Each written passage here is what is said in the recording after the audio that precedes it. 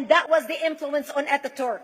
By the time the Islamic Empire or the Islamic Caliphate or the Islamic State ended in 1924, the Islamic Caliphate had existed for 1400 years, and it ended less than 100 years ago. By the time the Islamic Caliphate ended in 1924, 270 million people around the world were killed by Islam. 270 million. And we didn't have weapons of mass destruction, and there was nuclear weapons. All of these people were killed, butchered by the sword. The people in the world, less than 100 years ago, how many people knew this history? Please raise your hand. We in America have failed to educate our children about history. We in America failed to educate our population about history. Our children in high school, you take any 17, 16-year-old kid, 18-year-old kid, and ask them about World War II. They can't even tell you what happened in World War II. For them, it's ancient history, and we still have our World War II veteran walking among us. That's how little we know of history. Islam ended in 1924, the Caliphate. People thought the Caliphate will never be resurrected. The Caliphate will never come back. But two things happened in the Middle East in the last century that made the Islamists be able to resurrect the Caliphate. Number one is the discovery of oil in Saudi Arabia, which we were able to discover and were stupid enough to allow them to nationalize it.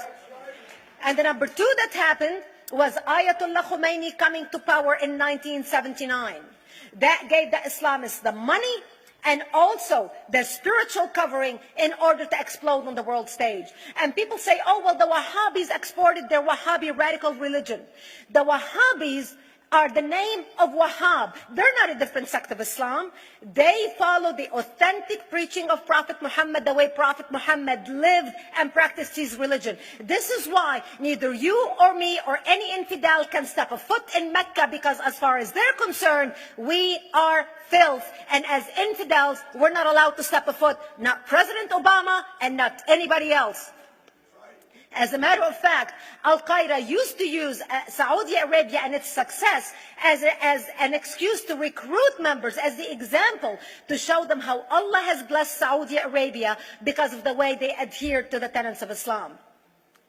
And today we talk about ISIS. ISIS is not a new invention. ISIS resurrected the caliphate that ended less than 100 years ago. Except we are too ignorant and too uninformed to understand what ISIS is doing and why ISIS is succeeding.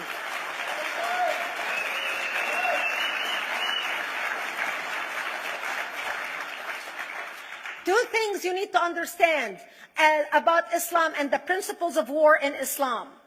One is the law of taqiyya, which means lying and deception. It means that a Muslim man can lay his hand on the Quran and swear that he is telling the truth, knowing that he is lying, but also knowing that the Quran will forgive him because he is advancing the cause of Islam. The second thing you need to know about is that the Treaty of Al-Hudaybiyah, which is an Islamic principle of war and a model on how to deceive your enemy when you have to sign peace treaties with your enemy. And it is based on an example by Prophet Muhammad. Prophet Muhammad was attacking the Meccans and their caravans when he was living in Medina. One day he attacked them because this is how he got the goodies. He would attack them, rob them, and spread the goodies among his men. And this is how he was able to recruit, because this is how people made money without working. And so he attacked the Meccan caravans. When he realized he's not able to defeat the Meccans in that city of Al-Hudaybiyah, in that place, he signed a 10-year treaty with them. Does that sound familiar? A 10-year treaty with them that says he will not attack them, he will have peace with them, he will not declare war on them. Muhammad used the treaty for 2 years to build his military, strengthen his army, and when he realized he was strong enough to attack his enemies when they least expected it, because they thought they had a peace treaty with Muhammad, he broke the treaty, attacked them 2 years later, and Mecca fell within 24 hours because they were not expecting the attack. And that became a principle of war in Islam. And to give you an example of how that is practiced, this is why anything signed with Iran means nothing to them.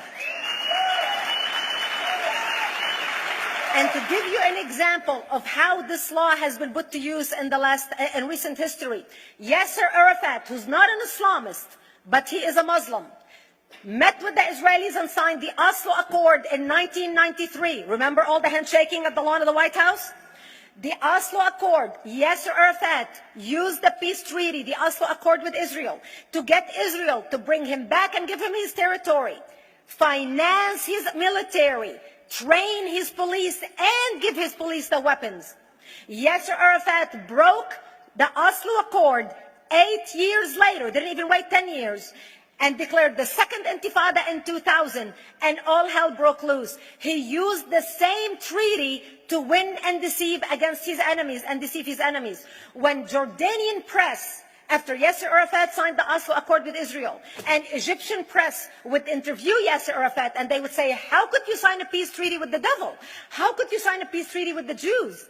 Yasser Arafat will tell them, remember Hudaybiyah. That's all he would have to say. The whole Muslim world knew exactly what Yasser Arafat was talking about. We in the West and the Jews in Israel, it was over their heads. Nobody understood what Hudaybiyah was referring to. And this is the type of deception that we are dealing with. So when Iran signs a peace treaty with the United States for 10 years, they are using us as useful idiots, as gullible, ignorant people who are signing a peace treaty with the devil in order for Iran to continue her thing.